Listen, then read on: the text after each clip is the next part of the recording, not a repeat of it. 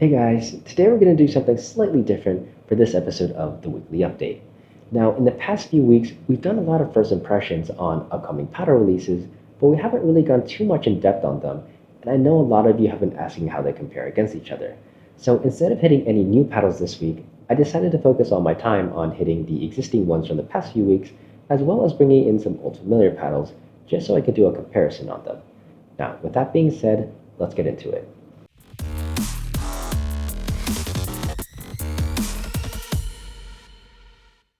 Alright, now the first paddle we're going to talk about is the one that I thought hit the hardest out of all of them, and that's going to be an old paddle, but this is the Joola Gen3s Hyperion 16mm. Like I said, this is an older paddle, so I'm sure a lot of you are familiar with it. It has that double foam edge wall, so it gives you that trampoline effect, and that gives you a lot of power when you're going for those hard shots. In terms of its feel, it's a bit hollow feeling, so it is kind of poppy and difficult to control, but I think for most of you that do pick up this paddle, you're not using this to rein in the soft game, so you're looking for more power. For what it's worth, this is only UPA approved and it's not USAP approved, but this was an old paddle. I mainly brought it out to use as a benchmark for power and overall feel compared to the other ones, but first paddle, Joola Hyperion Gen3s 16mm. Alright, so the next paddle we're going to talk about wasn't far behind the Joola Hyperion Gen3s in terms of overall firepower, but this is going to be the Ronbus Ripple. Now, yes, I know the Ripple's release was just recently delayed, but I decided to keep this paddle in for two reasons. One, I feel like many of you are still curious about this paddle and want to know where it stacks up against the other paddles on this list. And two, I had already made the thumbnail and I put the Ripple in the front, and I really didn't want to edit it. So let's talk about the Ronbus Ripple. Alright, so I talked a bit about this last week, but this production version compared to the beta now has a higher swing weight. So it's gone up from 108 to 116. That's because they've added more glue around the edge guard to reinforce it. Now, this has given the paddle a bit more of a denser feel, so it's less hollow compared to the beta. But that higher swing weight has made it have overall more power when you're swinging. I don't think it's as powerful as a Gen3s. I still feel more plow through and more power on the Joola paddle, but in terms of pop, I would place this above the Joola paddle. I actually think it's easier to control the Ripple than it is to control the Gen3s, surprisingly. It's just, I think it's the way that the foam core is. It's a bit nicer on the softer shots. One more thing about the foam core is these paddles don't really have high twist weight numbers, so I think they're under 6. And I think with these foam cores, they tend to play a bit more forgiving than what the twist weight numbers say. So I think this is a better 14mm paddle in terms of its sweet spot compared to some 14mm Gen 2s, but obviously it's not as forgiving as a 16mm. Overall, this is still a very hard-hitting paddle, and it's still very difficult to control, but I think you don't have to worry about this paddle for the time being just because we don't know anything about the approval, what the status is, and when it's going to be released. But for those of you that are curious, this is still a very hard-hitting paddle, and yeah, here's the Ronbus Ripple. Alright, so number 3 in firepower, this is actually going to be an interesting one because I did do a first impression of this paddle a few months ago, and in that video I said that this paddle was a really solid, good feeling, all-court leaning control paddle. But I knew that there was a break-in period, and that break-in period was very inconsistent from player to player. But anyways, for me, number 3 is going to be a broken-in Pickleball Apes Pulse paddle. I've actually had multiple experiences of this. So this one right here is extremely hot. You get that really trampoline effect. So the ball is definitely, you feel it go into the paddle and shoots off. When it gets hot, this thing hits extremely hard, where it starts to approach the power levels of the Ripple. There's also another one of these that's not quite as broken in, but you do feel that feeling of the ball sinking in a bit more. And that's one I would place the power maybe above a Vatic Pro Saga series. So it's really inconsistent on what the break-in does. And then one paddle, or I also have a Pulse V, so that one's not broken in.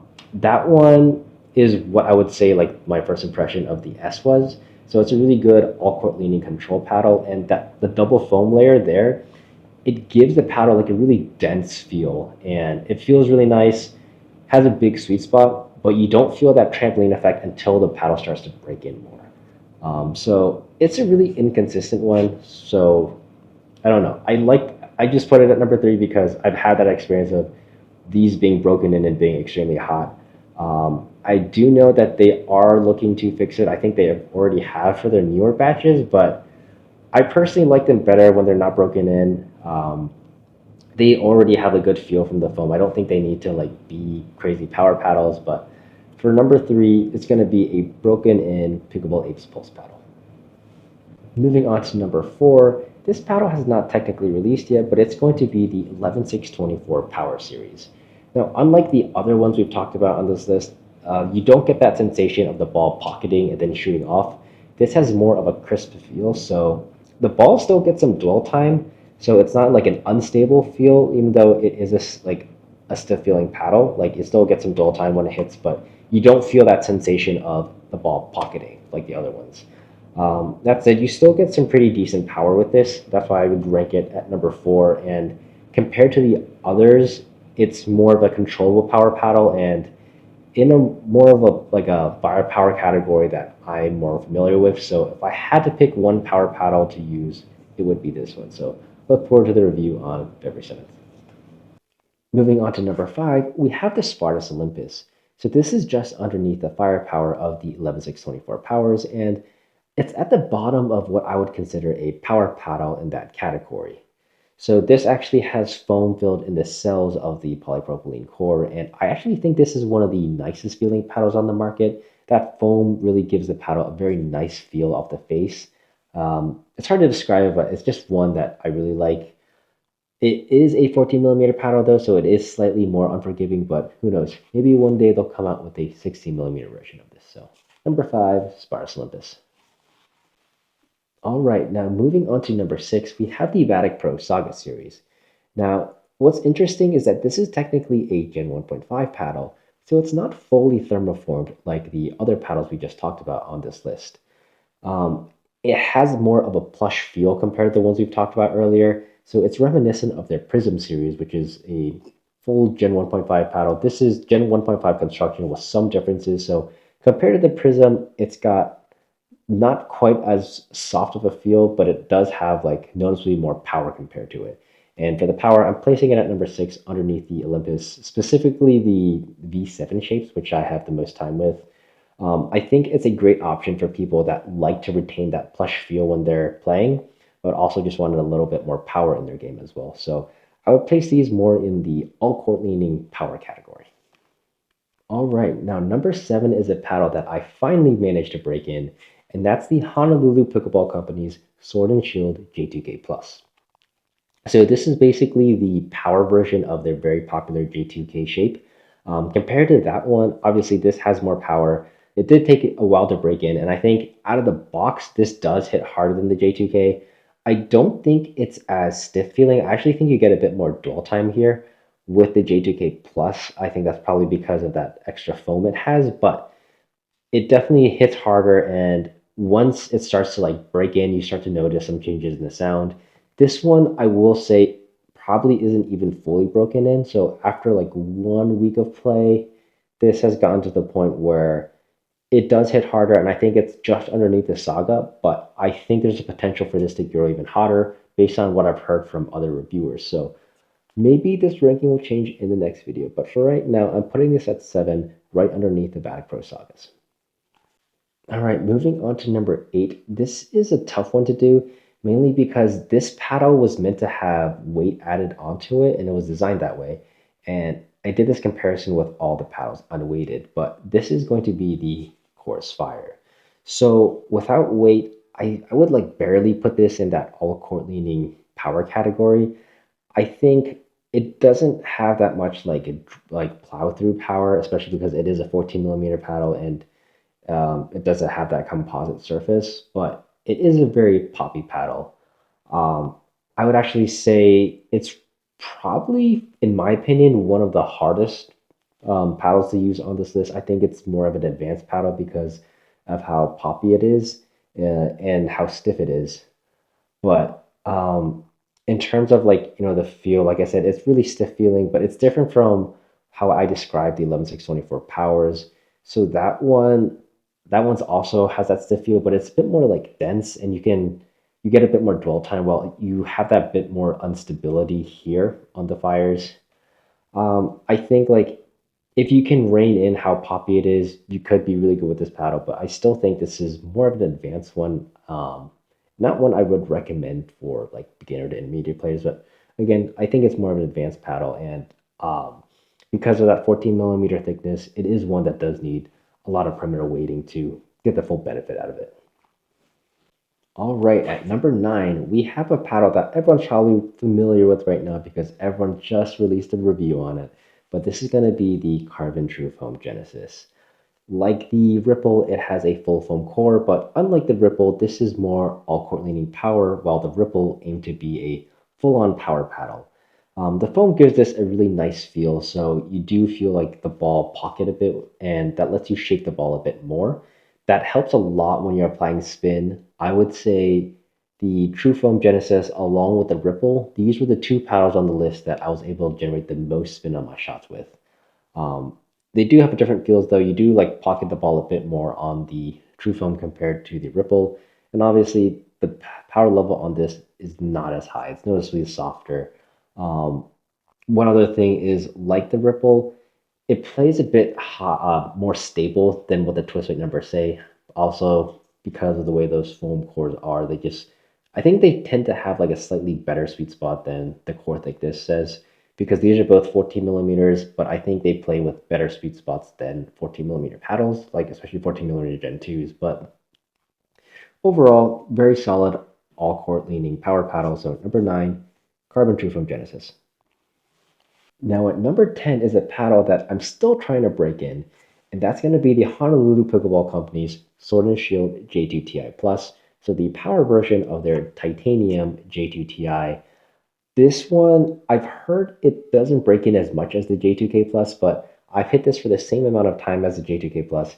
That one I was already putting in the all court linear power category, but the J2TI Plus, this is more of an all court style paddle.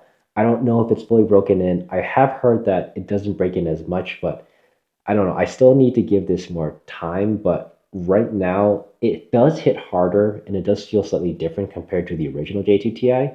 I think it's a bit more forgiving. I actually think the feel is actually better. Um, Honestly, for both the J2K Plus and the J2TI Plus, I would take them over the original ones.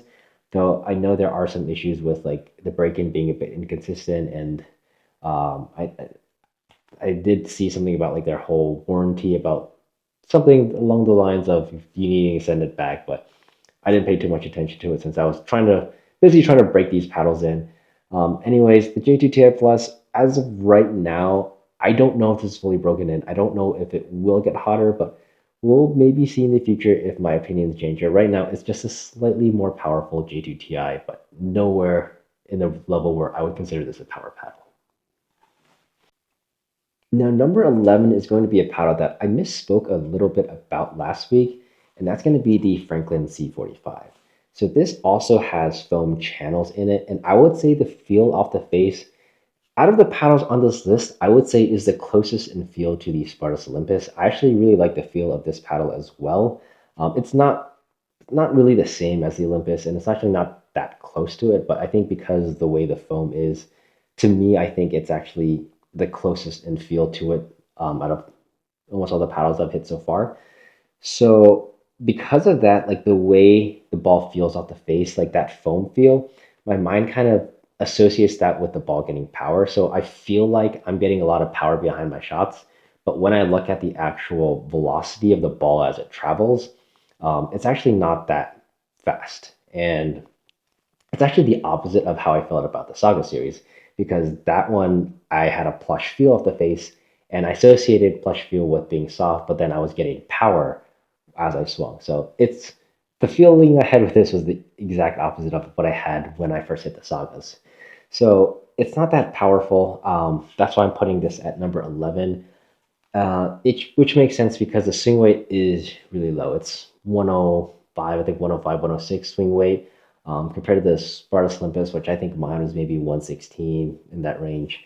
So noticeably less than the Olympus. I would say I like the feel of the Olympus better, but this is a bit more forgiving. Not in terms of sweet spot, but because it's like they're both 14 millimeter paddles, but because this has such a lower swing weight, you can kind of customize the weight a bit more if that's something that you're into. Um, and it's like lighter, less power compared to the Olympus. Personally, I would take the Olympus over this, but I think there can be a market for this. I don't have like a good weight setup for it yet. I'm starting to add weight more, but like I said, for this week, I mainly was hitting things unweighted, and then towards the end, I started adding weight on the C45 for fun. But I think this is a pretty good paddle. I'm excited to add more weight on it and experiment more, but I'll keep you guys updated on my thoughts with this one. And finally, at number 12, this should not be a surprise for all of you guys, but this is going to be the Avoura Rhapsody. So the weakest paddle that I hit throughout this week. This is a Gen 1 paddle, so it's not thermoformed, but there are some slight construction changes it has. Um, Overall, I think it's like a really good, like all court leaning control paddle. Actually, even probably a control. No, I would say control leaning all court. I would put it there. So it still has some like decent power on drives, and it's got some pop to it because it is a 13 millimeter paddle. But I would say the sweet spot is very nice for a Gen 1 paddle of this core thickness, and it hits harder than most of the Gen 1 paddles out there. Um, I'd say if you wanted something that was a Gen 1 wide body because you're afraid of core crushing and you think the Power Deck Bantams are too powerful and you wanted something more controllable, I think the Avoura Rhapsody is a really solid option. Quick in the hands, forgiving sweet spot, very solid overall paddle. And props to them because this is actually made in the US. So number 12, Avoura Rhapsody. All right, so that's it for today's episode of the Weekly Paddle Update. I know some of you may have been expecting some other paddles to have been in this list, but it was a bit of a busy week, and these 12 paddles were all I could really have time to cram into these play sessions. Mainly wanted to give some quick thoughts on them and to compare their overall firepower and how they felt against each other. Anyways, let me know down in the comments below what you think about this style of video of me doing comparisons between these paddles. And if you guys do like it, let me know which paddles you're interested in me doing some more playtesting and comparisons on in the future. One last thing, I finally did get around to doing the paddle giveaway winners, so those of you that did win, I did respond to your YouTube comment, and check your emails as I will be coordinating with you there on sending the paddle over to you. Thank you everyone for entering, and look forward to future videos where I will be running more of these surprise giveaways. Anyways, that's it. Thanks for watching everyone.